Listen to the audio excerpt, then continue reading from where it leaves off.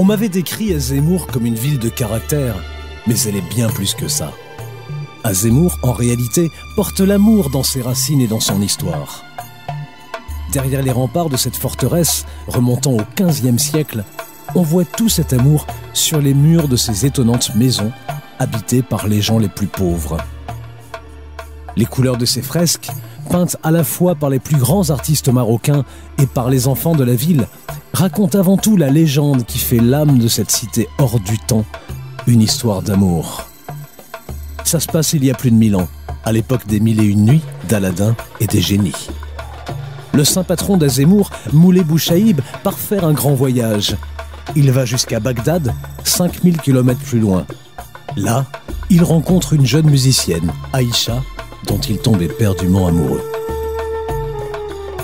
Après son départ, la jeune fille esselée entreprend de rejoindre son bien-aimé.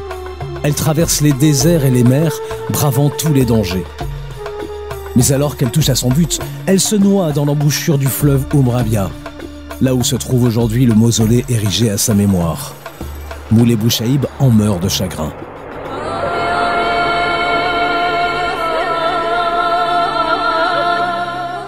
Voici pourquoi dans les deux mausolées d'Azemmour, celui d'Aïcha et celui de Moulay, on vient chercher l'amour depuis toujours. Ce même amour mystique que les habitants d'ici portent aux choses les plus simples. Amour pour la vie, amour de la famille, amour de la culture, amour des traditions, comme sur ces portes entretenues elles aussi depuis le Moyen-Âge, et qui montrent que contrairement à ce que l'on pourrait croire dans un pays musulman, l'amour charnel est au cœur de tout le reste et s'affiche de manière presque ostentatoire. Ce heurtoir-là est celui que doit utiliser l'homme lorsqu'il frappe à la porte. Ce heurtoir est celui que doit utiliser la femme lorsqu'elle frappe à la porte. Si le heurtoir aux formes évocatrices parle d'amour et d'amour des traditions, il en est de même chez le tisserand local. Celui-ci travaille sur une machine incroyable héritée de ses arrière-arrière-grands-parents. Elle a plus de 200 ans.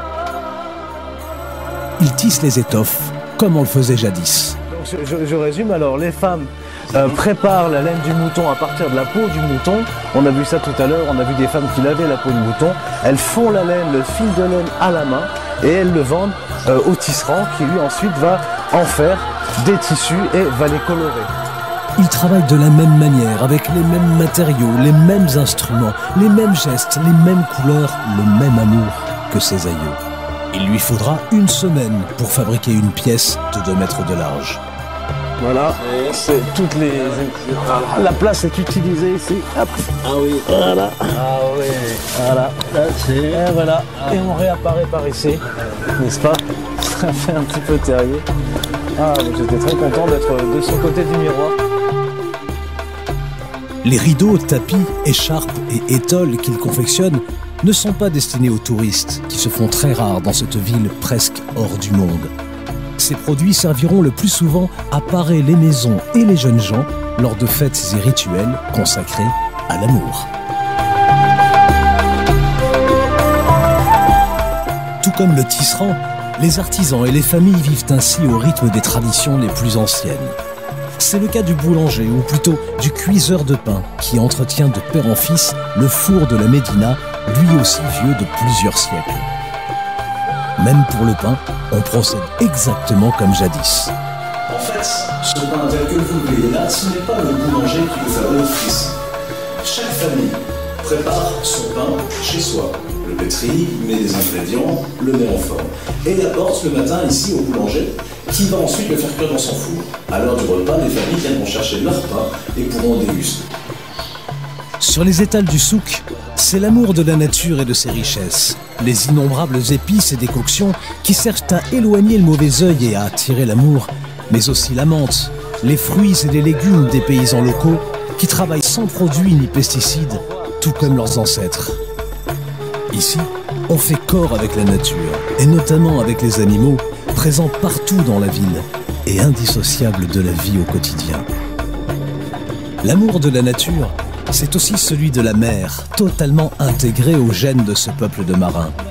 Mohamed nous accueille à bord de son bateau de pêche. Étant plus jeune, il vivait et travaillait en France. Mais il y a 20 ans, le mal de l'océan et de ses racines l'a rattrapé. Il a décidé de revenir au pays et de transformer son amour de la mer en métier. Sur cette barque à moteur d'à peine 4 mètres de long, il part parfois pendant plusieurs jours et nuits avec son comparse pour nourrir les siens. C'est son gagne-pain, comme il le dit. On gagne bien son pain? Oh, ça dépend. Des fois on gagne bien, des fois on amène ce qu'il faut, des fois on n'amène rien. C'est pas un métier qui est stable, quoi. Ouais. On pêche le requin, on pêche l'espadon aussi. Ouais. Les requins marteaux, les requins tigres. Je suis heureux parce que j'aime la mer aussi. T'aimes la mer, voilà. Voilà, j'ai pas choisi la mer comme métier parce que j'aime la mer. C'est pour ça que je suis là-dedans. C'est la première raison. Depuis mon enfance, j'habite pas loin de la mer. C'est pour ça que je suis influencé par la mer. Parce qu'il y a des gens qui sont pas en mer. Des fois, ils ont des problèmes, des difficultés, comme ça. Ils viennent souvent au bord de la mer. Pourquoi? Pour se patienter, pour se soulager, sentir un peu d'air frais, pour regarder la mer aussi, le plaisir, puisque ça donne un grand soulagement. Voilà. Et puis l'être, il se défoule, quoi. Bien sûr. Il pense plus au mal, il pense plus au... Il commence à réagir, quoi. Bien sûr. Dans la nature. Avec la mer, on se sent vraiment... On est collé, on est attaché avec la nature. L'amour de la nature, l'amour de la mer, l'amour des traditions, l'amour des couleurs, l'amour de la vie. Sur la terrasse du Riad où je loge durant mon séjour, je pense à tout cet amour qui nous échappe parfois. Azemmour n'a pas l'exclusivité de cet amour universel, après lequel on court si souvent, alors qu'il s'offre à chacun, ici et maintenant, et pour toujours.